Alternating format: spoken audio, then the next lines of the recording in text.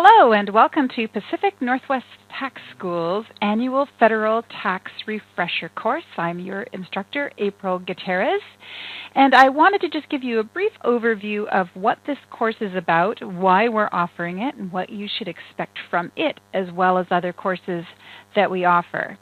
Firstly, I did want you to know that Pacific Northwest Tax School has a long history of producing quality tax education courses. The school is located in Oregon, which is recognized as a national leader in tax preparer education and licensing. In general, we focus on offering, as a school, in-depth courses that focus on tax return mechanics and tax law. This means that we are always concerned with how the law applies to the tax form and vice versa. Our basic tax course, which is a very lengthy 3+ month long program, provides more than 100 hours of basic tax law, and graduates of that course have achieved 100% pass rates on 2 of the last 3 years of exams with the Oregon Tax Board. Now, to comply with the Irs Outline, our AFTR course offers a brief look into many topics that every preparer should be familiar with. But because the length of the course is limited to only 6 hours, we cannot begin to offer the full level of coverage that we think these topics deserve. Therefore, you're just going to be skimmed across the surface of most topics, and our choice of topics is really not a choice for the school. IRS has essentially outlined and described what our course must offer. Every AFTR course provider must cover the same content in the same amount of time. The main difference you'll find with Pacific Northwest Tax Services, we're very fast-paced, and so we may give a little bit more in-depth, probably more in-depth coverage of each particular topic than you might find with other providers. But despite the level of coverage we give in this course, if you feel that you are over your head in terms of the coverage of the course, I would like to know more about this topic, I don't understand enough about this topic, throughout the class we're going to be telling you where you need to go within IRS publications, as well as other courses that we offer where you can learn more about the topic.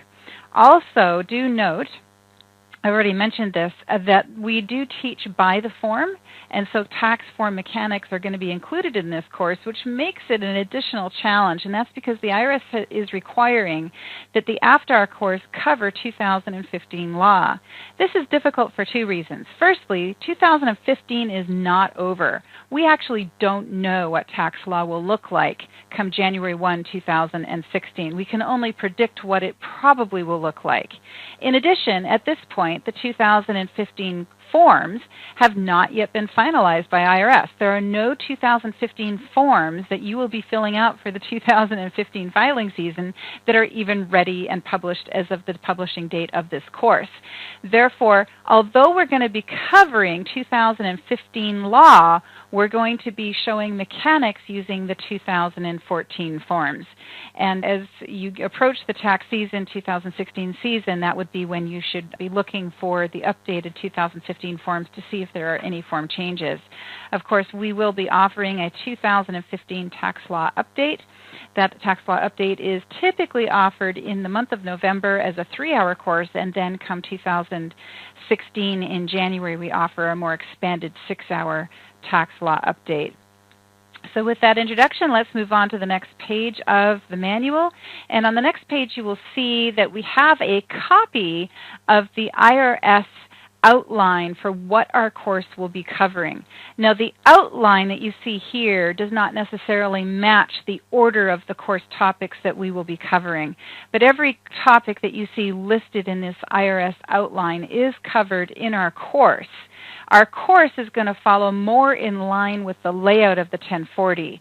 So if you move across the screen, you will see in the lower right corner of the screen I have a copy of the 2014 1040 form.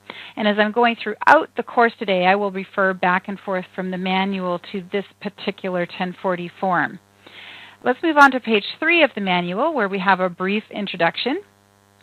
And as I've already been telling you, this AFTR course is a brief overview of the individual tax law relating to preparation of Form 1040 and a variety of other forms and schedules.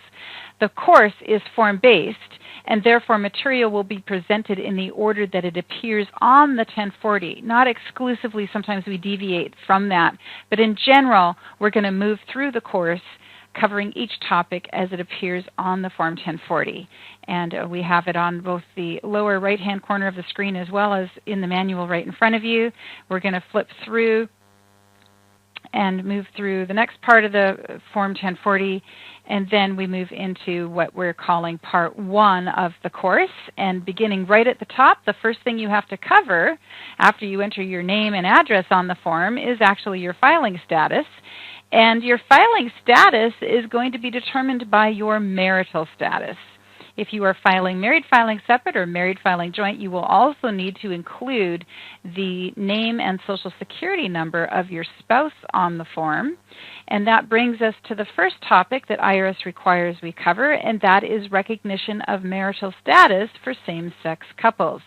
The IRS has ruled that same-sex couples that are legally married in jurisdictions that recognize their marriages will be treated as married for federal tax purposes. The ruling applies regardless of whether the couple lives in a jurisdiction that recognizes same-sex marriage or a jurisdiction that does not recognize same-sex marriage.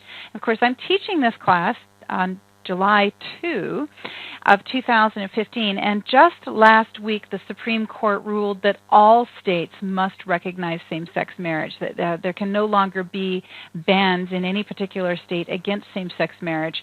So essentially, all same-sex marriages should now be recognized in jurisdictions, although we're seeing some local challenges going on.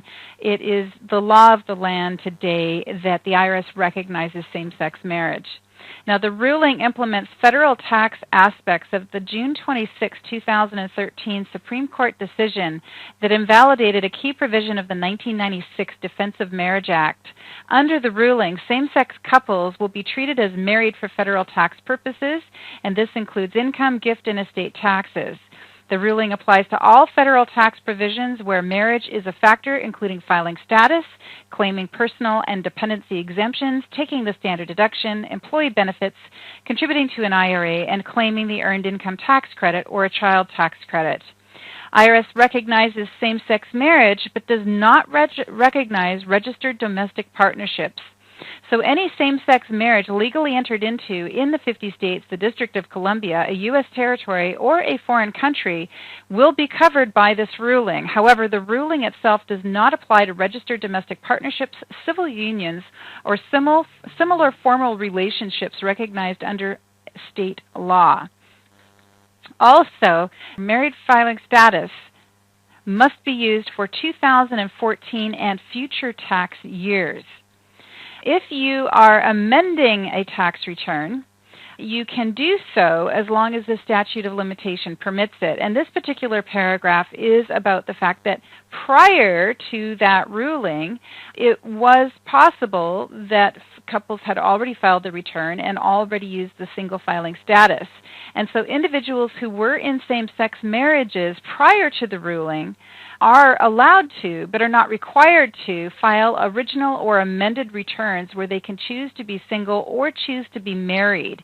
If they filed as single and wish to amend to file as married, they may do so as long as the statute of limitations is still open. And as I'm sitting here now on July 2, 2015, it is still possible to go back and amend 2012 and 2013 tax returns.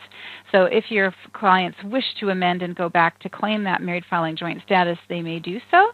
In general, the statute of limitations has now expired for 2011 and earlier years. However, there could be some kind of statute open to your client that would allow even a 2011 amendment.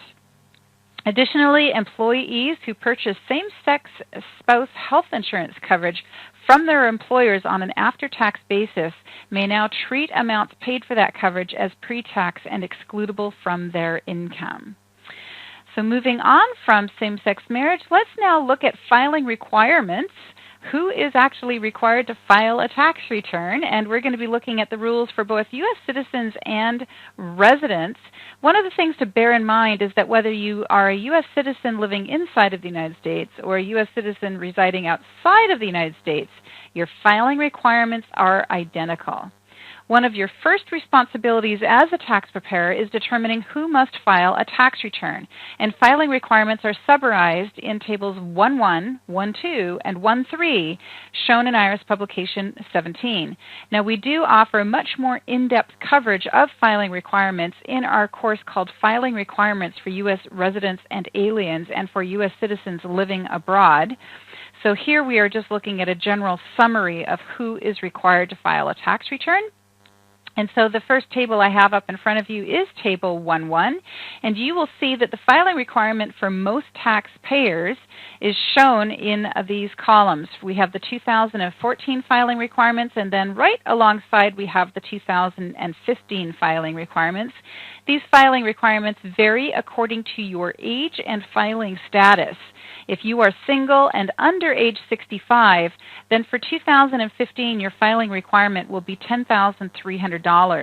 If you are age 65 or older, you bump that number up by $1,550 increase. And so the filing requirement for a taxpayer who is single and age 65 is $11,850. For married filing joint, you will see that the filing requirement bumps up to $20,600, and that's essentially twice that of single. But if you're married filing separately, the filing requirement drops to only $4,000. For head of household, it's $13,250, and for qualifying widow with dependent child, it is $16,600. You'll see some notes here about some key points. Firstly, if your 65th birthday is January 1, 2015, then you are considered to be age 65 at the end of 2014. And if your 65th birthday is January 1, 2016, then you are considered to be 65 at the end of 2015. In other words, New Year's Day babies are considered to have reached their birthday on the day before their birthday for purposes of age and that age 65 or older rule. Now let's move on to the standard deduction. And I'm going to just bring it up briefly because your filing requirement is generally tied to a combination of your standard deduction and your personal exemption deduction. This is $3,950 for 2014 and $4,000 for 2015 if you are allowed to claim your exemption. Each of the 5 filing statuses is generally entitled to claim a standard deduction.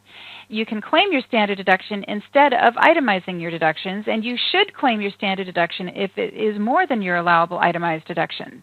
But before you figure your standard deduction, you must first determine if you are eligible to claim it. So we're going to cover the standard deduction in a little bit more detail later in the course, but we can't really have a conversation about filing requirements without also having a discussion about the standard deduction. And this is because your filing requirement is tied to your standard deduction, or you could say rather is based upon your standard deduction. In fact, your filing requirement is a combination of your standard deduction plus your personal exemption for most filers. So if we look at this table that we just covered, this particular table is a combination, well, it's showing your filing requirement, and your filing requirement, as it appears in this table, is based on a combination of your standard deduction plus your personal exemption amount. So for example, single, the standard deduction for 2015 is $6,300, and the personal exemption deduction for 2015 will be $4,000. You add 63 plus 4,000, you get $10,300, and that's where we get the filing requirement for a single individual who is age 65 or under. Now let's go ahead and take a look at this particular table for the standard deduction for most filers. You will see here that we show the filing status is single. For 2014, the standard deduction is $6,200. For 2015, it rises to $6,300. But if you are age 65 or older, you will add $1,550 to your standard deduction. And by adding $1,550, you get this new total of $11,850 if you are age 65 or older. So that rule pretty much follows through. And you can see here that for married filing joint, the standard deduction is $12,600. But for each individual in the marriage who is age 65 or older, the standard deduction is increased by $1,250 for 2015. You will see that is a $50 increase over 2014. Filing requirements for dependents are a little more complicated, and that's because dependents do not get to claim their personal exemption. But in addition, the standard deduction computation for dependents is not merely a flat number. For 2015, if you are a dependent and you work a job, and the only source of income you have is that job, and your income from that job is $6,300, then your standard deduction would be the same as it is for an individual who is not a dependent. But that is a more limited example. The real computation for the standard deduction of a dependent is actually fairly complicated when you compare it to the standard deduction computation for a person who is not a dependent. Filing rules, that is, for dependents are different than for non-dependent filers. If you are a dependent, your personal exemption will be claimed on the return of the filer who is claiming you as a dependent, and therefore you determine your filing requirement by determining your standard deduction. If your parent or someone else can claim you as a dependent, and any of the situations described below apply to you, then you must file a return. For single dependents, were you age 65 or older or blind? If the answer is no, then you must file a return if any of the following apply. Your unearned income was more than $1,000 for 2014 or $1,050 for 2015, and your earned income was more than $6,200 in 2014 or $6,300 for 2015. Or your gross income was more than the larger of $1,000 for 2014 or $1,050 for 2015, or your earned income up to $5,850 plus $350 in 2014, or $5,950 plus $350 in 2015. Well, that is really confusing, and what it is essentially saying, and I'm just going to focus on 1 year because it's even more confusing when we're comparing 2 years, but let's just look here. The first rule that you look at for a single dependent is, do they have unearned income of more than $1,050 in 2015? If their unearned income is more than $1,050, then they will be required to file a return. But let's just suppose they have earned income. If they have more than $6,300 of earned income, then they would also be required to file as a dependent. And if they have a combination of earned income and unearned income, then we go into a different equation. We will take their earned income and then add $350. And so the earned income would be up to $5,950 plus another $350 on top of it. And of course, if you take $5,950 and add $350, then you get $6,300, which is the same as the standard deduction for a person who is not a dependent.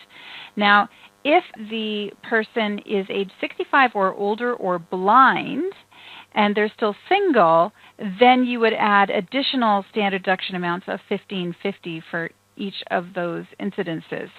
For married persons who are dependents, were you either age 65 or older or blind? If the answer is no, then you must file a return. If your unearned income for 2015 is $1,050 or higher, your earned income was $6,300 or higher for 2015, or your gross income was at least $5 and your spouse files a separate return and itemizes his or her deductions, or your gross income was more than the larger of $1,050 for 2015, or your 2015 earned income was $5,950 plus $350 or higher.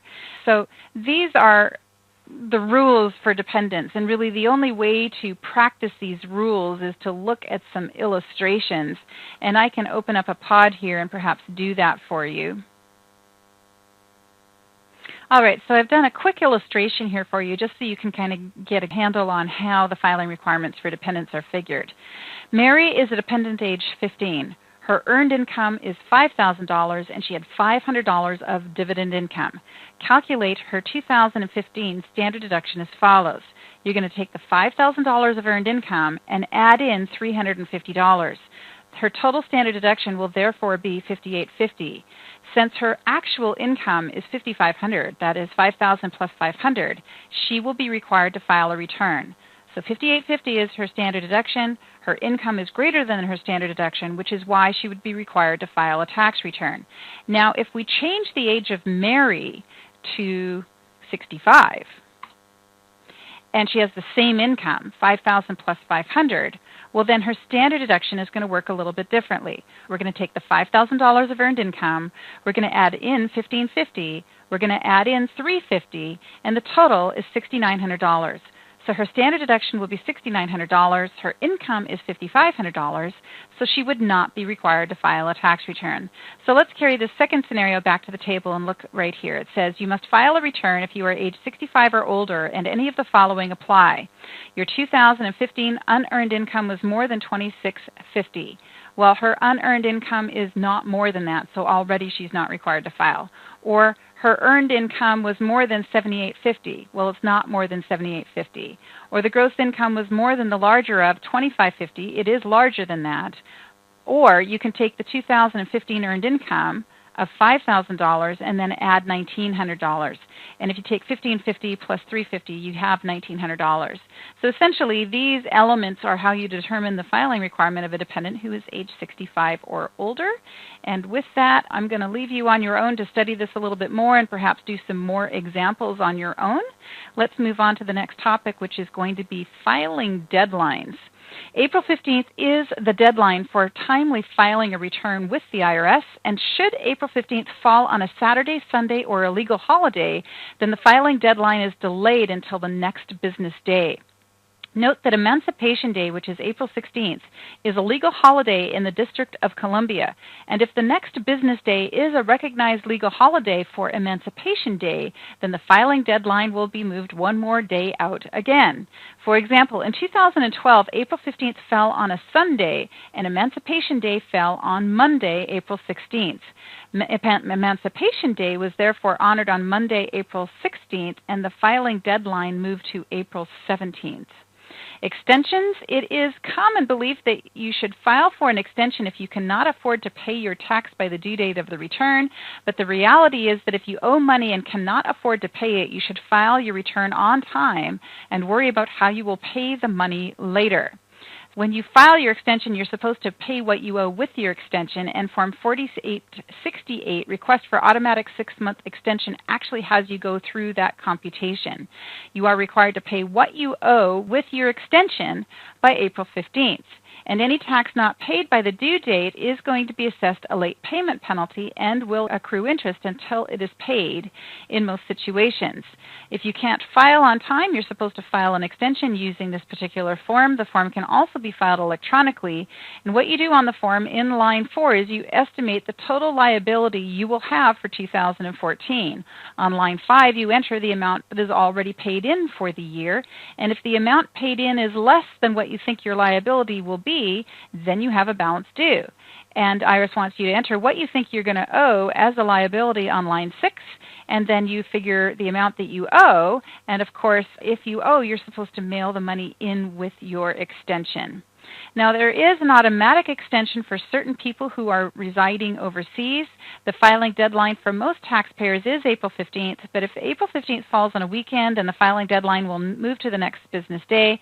Again, there are special rules that apply if you live outside of the United States or if you are serving in a combat zone.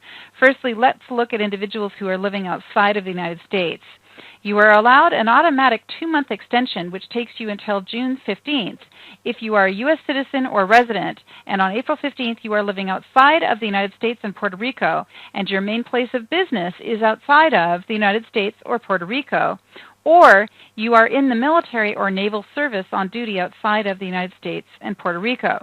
To get an automatic extension, because you are outside of the United States, you must attach a written statement to your return explaining the reason, A or B above, that qualifies you for the extension. Now, you should still pay the tax that you owe by April 15th, or you will be charged interest, but not a penalty from that date until the date that you actually pay the tax.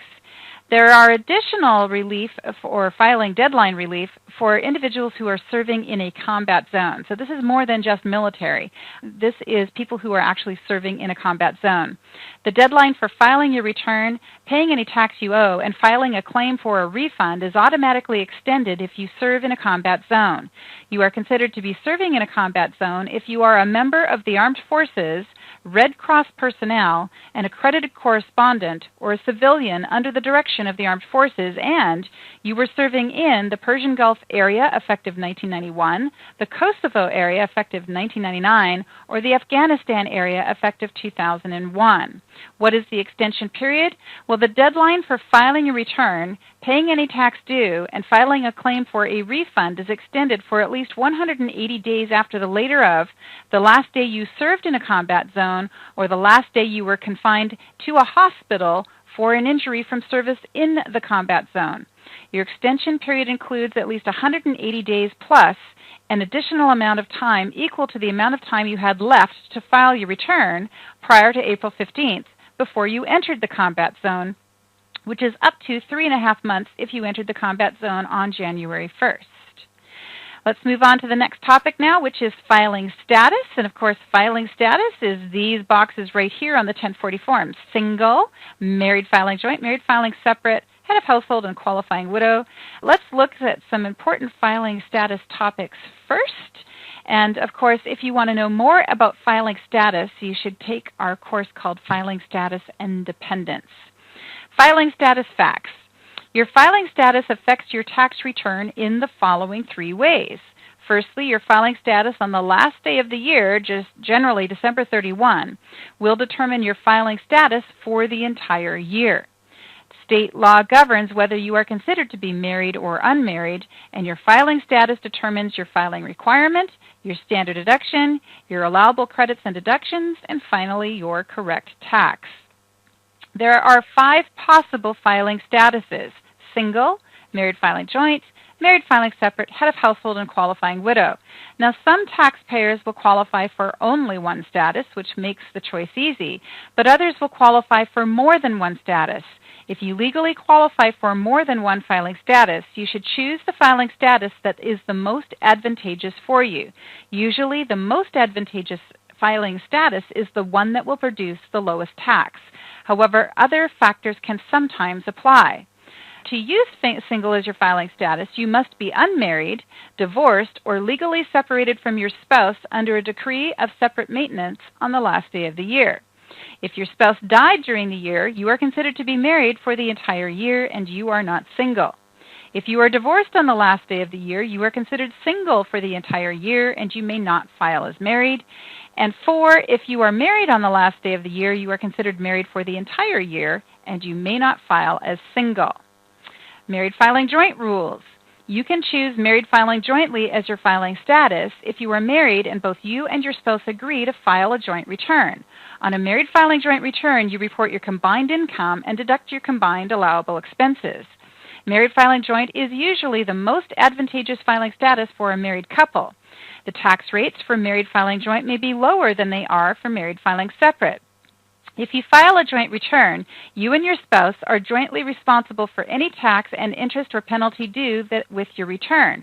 One spouse can be held responsible for all tax due, even if the other spouse earned all of the income. And that may be a reason why a married couple could choose to file separate.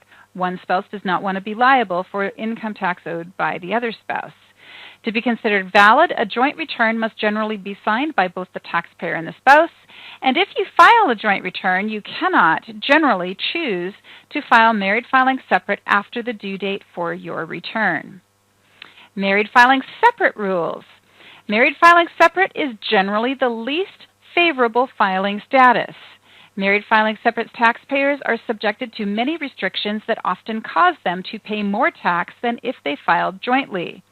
For example, married filing separate taxpayers do not qualify to claim student loan interest deduction, the child independent care credit, education credits or the tuition and fees deduction, the earned income credit, or the adoption exclusion or credit. Also, more of your Social Security or railroad retirement benefits may become taxable. Generally, you will not be allowed to deduct passive rental real estate losses, and your capital loss carryover will be limited to $1,500. And if you file married filing separately, you may change your filing status to married filing joint by filing an amended return. Head of household. You may be able to file as head of household if you meet all of the following requirements. And head of household is the filing status that typically causes the greatest level of confusion. So this is the part of the course where you should probably focus most intently, at least in terms of the filing requirement part of the course. To be head of household, you must be unmarried or considered unmarried on the last day of the year. To be unmarried, to be head of household, you must be either unmarried or considered unmarried on the last day of the year. Also, you must have paid more than half the cost of keeping up a household for the year, and a qualifying person must live with you in the home for more than half the year. If the qualifying person is your parent, though, they don't have to live with you.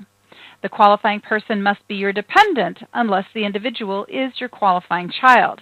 If you qualify as head of household, your tax rate is usually lower than the rates for single or married filing separate. Now you'll see up here that the very first rule is that you must be unmarried or considered unmarried. And you are considered unmarried on the last day of the year if you are not married or you are legally separated under a divorce decree or a separate maintenance decree.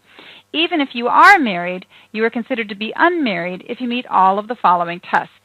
You file a separate return. You paid more than half the cost of keeping up your home for the year. Your spouse did not live with you in the home during the last 6 months of the year, but temporary absences such as military assignment, school, or nursing home are considered to be time spent at home. Your home was the main home for your qualifying child, stepchild, adopted child, or eligible foster child for more than half the year, and you must be able to claim an exemption for the child. However, you can still meet this test if you cannot claim the exemption only because the non-custodial parent is allowed to claim the exemption for the child. So these rules for head of household can tend to get muddled in people's minds, and one of the ways to look at these rules and see how they apply is to, for example, make up a scenario. So I'm going to make up another scenario for you here to help make some sense of this. Okay, so I've done a quick example here to help make sense of being considered unmarried. Jackie is married but did not live with her spouse during the last half of the year. She paid more than half the cost of keeping up a home for her 5-year-old son, Johnny, whom she will claim as a dependent. Jackie is considered unmarried because she, let's get this list up here, she will be filing a separate return.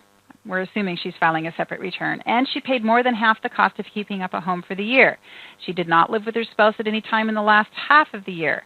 Her home is the main home for her and her son, and she is going to be able to claim an exemption for her child. Jackie is married but did not live with her spouse during the last half of the year. She paid more than half the cost of keeping up a home for her 5-year-old son, Johnny, whom she will claim as a dependent. And we can also assume that she paid more than half the cost of supporting her dependent. But she is able to claim as a dependency exemption. Jackie will be considered unmarried because she's filing a separate return. She's not filing with her spouse. She paid more than half the cost of keeping up her home for the year. Her spouse did not live with her at any time during the last 6 months of the year. Her home was the main home of her qualifying child, that is her son, and she will be able to claim an exemption for him. Now, there are situations where she could sign over the exemption for her son, and she would still be considered unmarried as long as she signs that exemption over to her son, following the rules that apply. Now I'm going to change this scenario a little. I'm going to say that she's keeping up the home for her 65-year-old mother, Martha. Jackie is married but did not live with her spouse during the last half of the year. She paid more than half the cost of keeping up a home for her 65-year-old mother, Martha, whom she will claim as a dependent. Jackie is considered unmarried because actually she will not meet the test for being considered unmarried, and the reason is that Martha will cause her to fail test number 4. Her home was the main home of her qualifying child. Martha is not her qualifying child. This means that Jackie will be considered married and will not qualify for head of household filing status.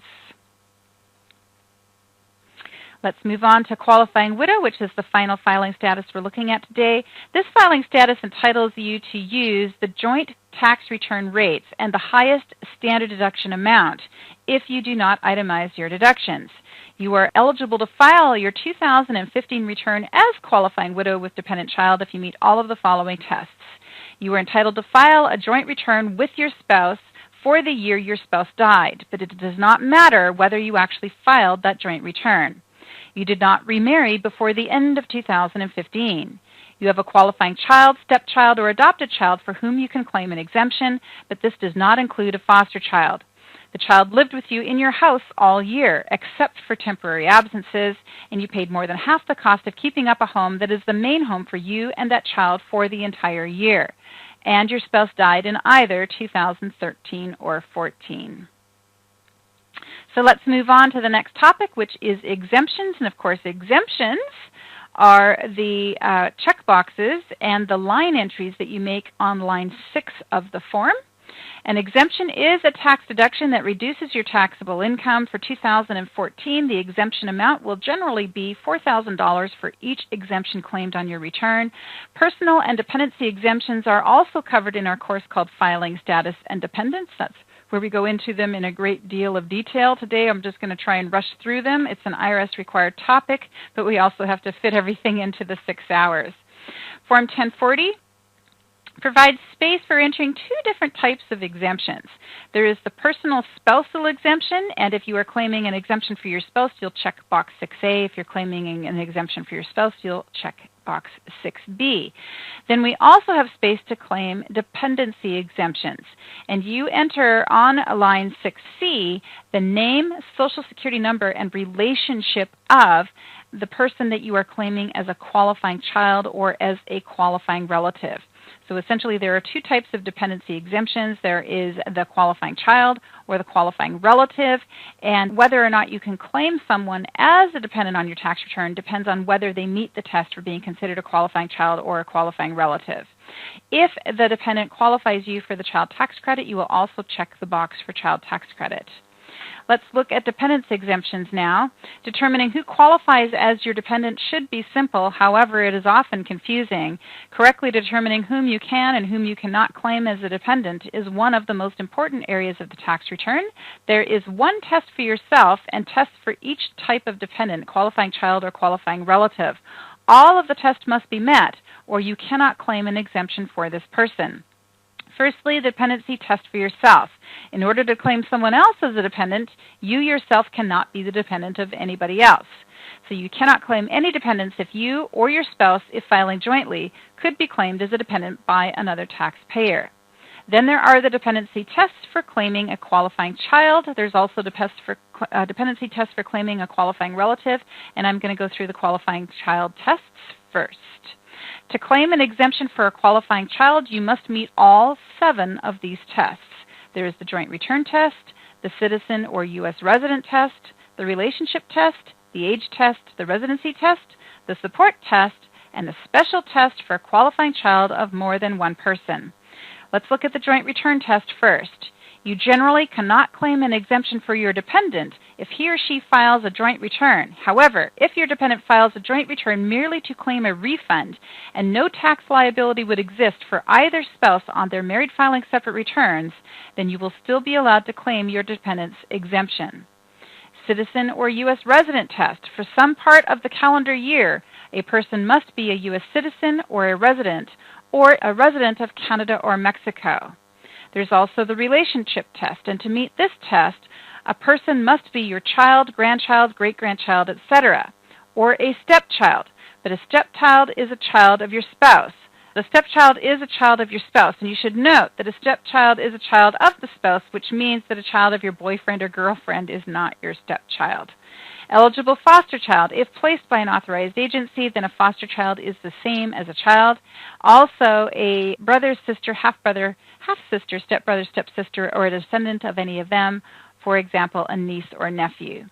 The next test is the age test, and to meet this test, a child must be under age 19 at the end of the year or younger than you. Actually, under age 19 at the end of the year and younger than you or your spouse if filing jointly. A full-time student under the age of 24 at the end of the year and younger than you or your spouse if you are filing jointly, or permanently and totally disabled at any time during the year regardless of their age. And here is an example where a child is not younger than you or your spouse.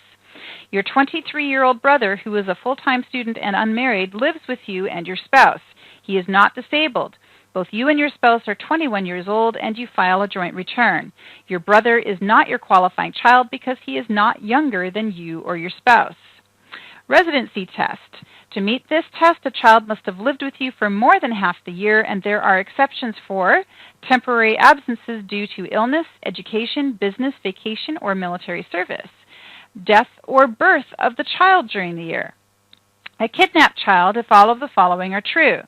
The child is presumed by law enforcement to have been kidnapped by someone who is not a member of your family or the child's family. In the year the kidnapping occurred, the child lived with you for more than half the part of the year before the date of the kidnapping. There is no determination in a prior year that the child is dead, and the child would still be under age 19. Children of divorced or separated parents. This rule also applies to parents who were never married. A child will be treated as the qualifying child of the non-custodial parent if all of the following apply. The parents are divorced or legally separated under decree of divorce or separate maintenance, separated under a written separation agreement, or lived apart at all times during the last 6 months of the year. The child received over one-half of his or her support during the year from the parents. The child is in the custody of one or both parents for more than half the year, or a divorce and a decree or written agreement that applies to 2015 provides that the non-custodial parent can claim the child as a dependent, or the custodial parent signs a written declaration, Form 8332 or a similar statement, that he or she will not claim the child as a dependent for the year. Support test. To meet this test, the child cannot have provided more than half of his or her own support for the year. To see what is or is not support, refer to Irs Publication 17 and look at page 34 under the heading Support Test to be a qualifying relative. You should note that if a child is supported by state welfare, housing, or other benefits, such support is considered to be support provided by a qualifying relative, but is not considered to be support provided by a qualifying child. Now, we've gone through most of the tests for a qualifying child, but we have some additional tests that we need to be aware of if more than one person qualifies to claim the same qualifying child as a dependent. If you and another person have the same qualifying child, you and the other person can decide between you which of you will treat that child as your qualifying child. That person can then take all of the following benefits, provided that the person is eligible for each of the benefits based on the qualifying child. For example, the exemption of the child tax credit, the head of household filing status, the credit for child and dependent care expenses, the exclusion from income for dependent care benefits, and the earned income credit. The other person who agrees to give up that child will not be able to claim any of these benefits based on that same qualifying child. In other words, you and the other person cannot agree to divide these particular tax benefits between you. But if you and the other person cannot agree on who will claim the child, then you have to apply the tiebreaker rules. So it's an all or nothing thing. Either you agree on who will claim the child, and whoever gets to claim that child will claim all of the benefits shown here, but only if they are entitled to the benefit. And the other person gets nothing. And if it happens to be that you are settling to claim this exemption instead of the other person, but you don't pay more than half the cost of keeping up a household, so you're not going to be able to claim the head of household filing status, you would still be able to claim any other benefit that is legally allowable to you.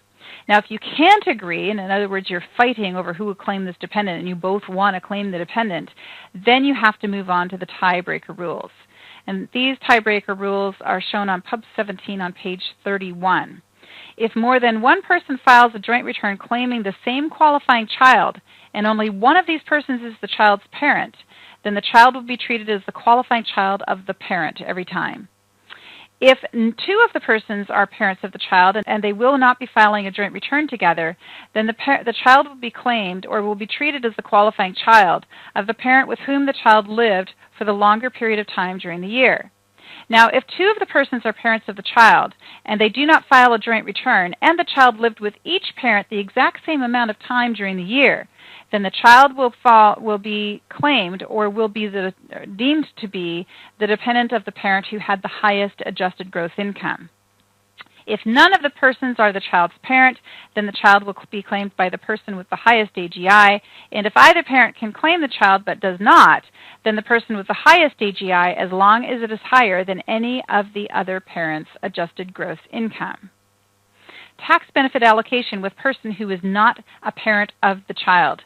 Under the tiebreaker rules, if a child qualifies as a qualifying child of more than one person, and one of the persons is not that child's parent, but another is the parent can release that child's exemption to the other person, but only if that person's income is higher than the highest income of either parent who is otherwise entitled to claim the child. Now, there used to be a flow chart that IRS included in Pub 17. It went away beginning tax year 2004, but I always found that flow chart to be very helpful for educating myself, educating my students, and even educating my clients on whether or not a child would qualify as their dependent. IRS did away with this particular flow chart back in 2004 because it actually changed the rules for qualifying child and dependency and went over to a table format for identifying the rules instead. But I like the flow chart so much I kept it going. And so I've updated the flow chart that IRS used to include in Pub 17 and adapted it for including the new rules. So let's take a look at it together. Qualifying child dependency flow chart. And the first test that you need to pass is the dependent taxpayer test. Are you the dependent of another taxpayer? If you answer yes to that question, you are out. You cannot claim anybody as your qualifying child. But if you are not the dependent of anyone else, you move on to the next test, which is the joint return test. Did the child that you want to claim as a dependent file a joint tax return for the year? The answer must be no, and if it is, then you move on to the U.S. citizen or residence test. Was the child a U.S. citizen or a resident of Canada or Mexico for any part of the year? The answer must be yes, and if it is, you move on to the relationship test. Was the child your child, grandchild, stepchild, brother, sister, half-brother, half-sister, niece, nephew, or descendant of any of them, or your eligible foster child? For qualifying child purposes, the answer must be yes, and if it is, you move on to the age test. Was the child under age 19 and younger than you or your spouse if filing a joint return, a full-time student under the age of 24 and younger than you and your spouse or your spouse if filing a joint return, or any age and permanently and totally disabled on the last day of the year? The answer must be yes, and if it is, you move on to the next test, the residency test. There are some exceptions that apply, but in general, did the child live with you in your home for more than half the year? The answer must be yes, and if it is, you move on to the support test. Did the child provide more than half of his or her own support? The answer must be no, that the child did not provide more than half of his or her own support. And if the answer is no, then we move on to the special test for qualifying child of more than one person. Is your child the qualifying child of more than one person?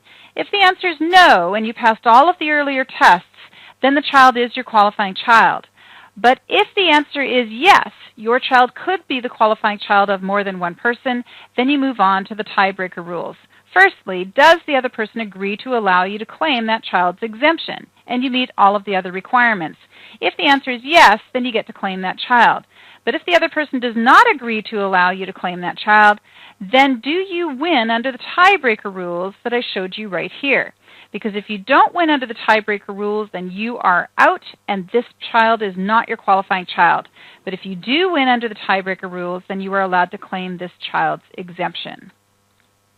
Now, if you fail any of the tests for claiming a dependent as a qualifying child, it's still possible you may be able to claim that individual as a qualifying relative.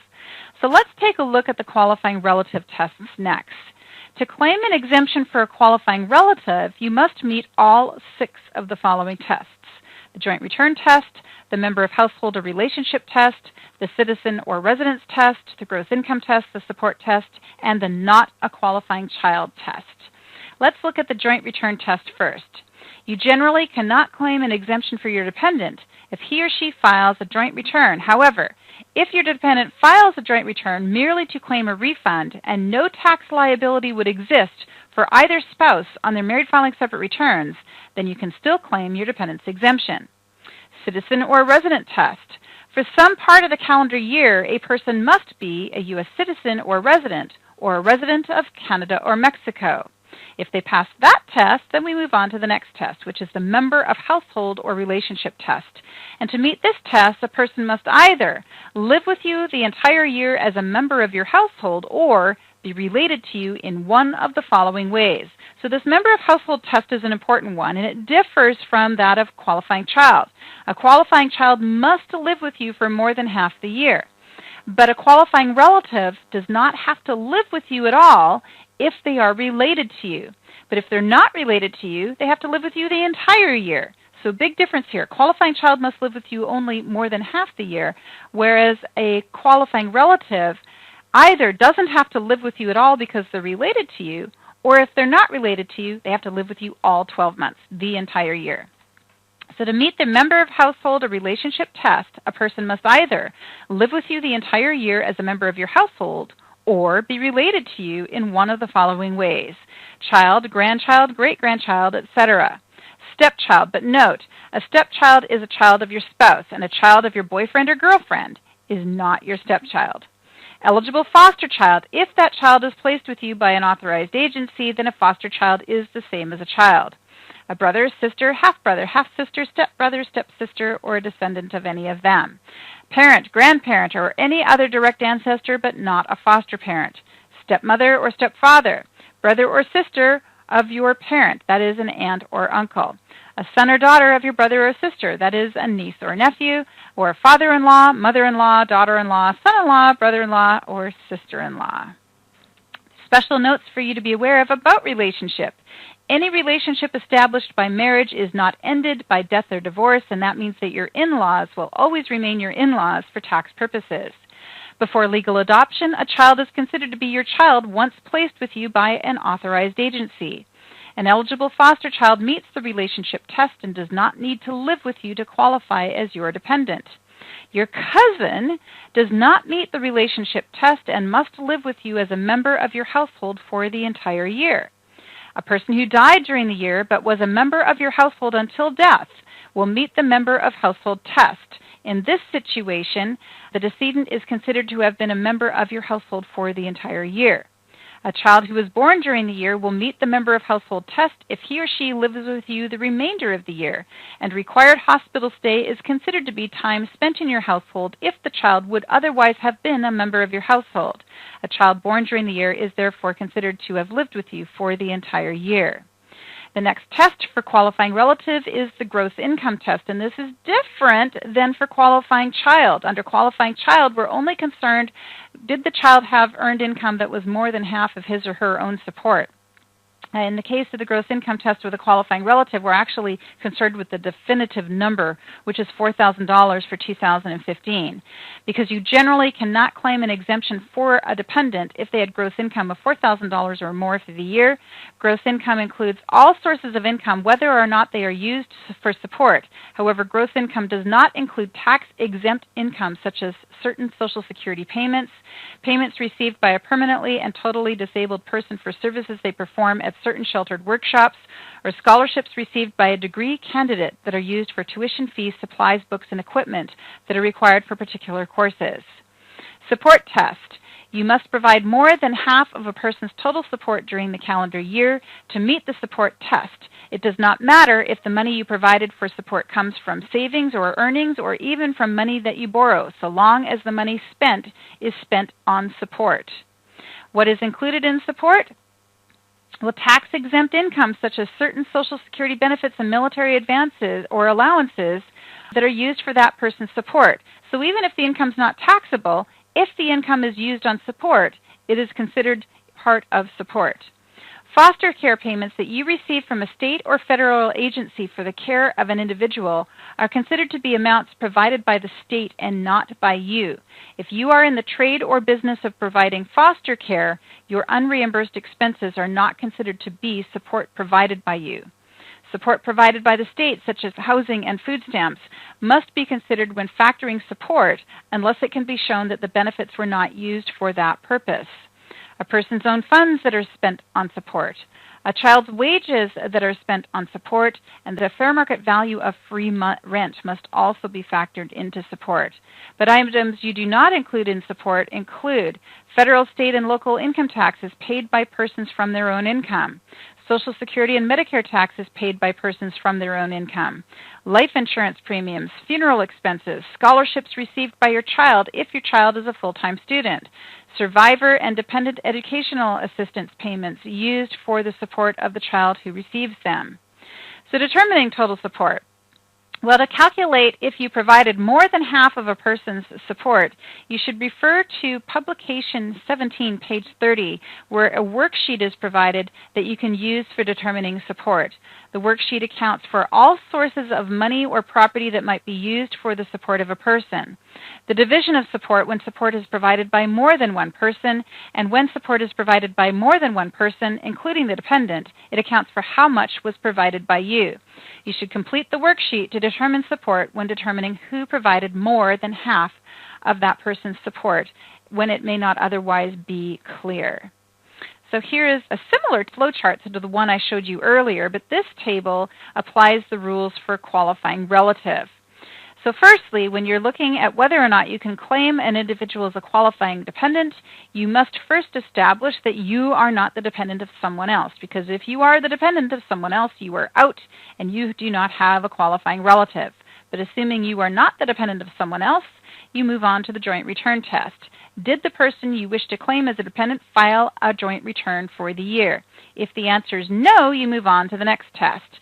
Was that person a U.S. citizen or a resident? Was that person a U.S. citizen or a resident of the United States or a resident of Canada or Mexico for any part of the year? The answer must be yes. And if it is, you move on to the not a qualifying child test. Was the person that you want to claim as a qualifying relative the qualifying child of you or anyone else? If the answer is yes, you are out, and you cannot claim that person as a qualifying relative because they are a qualifying child of you or somewhere else. But if the answer is no, they do not qualify as a qualifying child for you or anybody else, you move on to the member of household or relationship test. Was this person either a member of your household for the entire year or related to you? The answer must be yes, and if it is, we move on to the gross income test. Did the person have gross income of $4,000 or more for the year? The answer must be no, and then if it is, you move on to the support test. Did you provide more than half of this person's total support for the year? If the answer is yes, then you can claim this person as a qualifying relative. Just a reminder, a dependent who is your qualifying child or the qualifying child of another filer cannot be your qualifying relative. Now, inside Pub 17, the IRS has a table that really lines these filing requirements, or not filing requirements, but the dependency tests up next to each other side by side. And that table can be a helpful alternative to the lecture that I've given you today. And that concludes part 1 of today's class. Let's take a break, do some review questions, and then we'll proceed on with part 2 of the class. Password number 1 is Denali, D-E-N-A-L-I. Denali.